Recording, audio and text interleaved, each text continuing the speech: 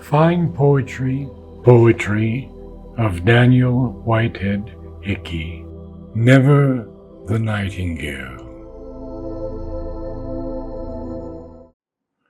Never the nightingale shall haunt this march, where the grey herons and the white, feathered with moonlight, ride the secret reaches of the night. Never the heartbreak of the nightingale shall halt this salty wind. Only the herons crying, always crying, brief music, pale and thinned, shall fly, triumphant, over the making tidals, white and clear, when the slow darkness nibbles at the grasses like a young deer.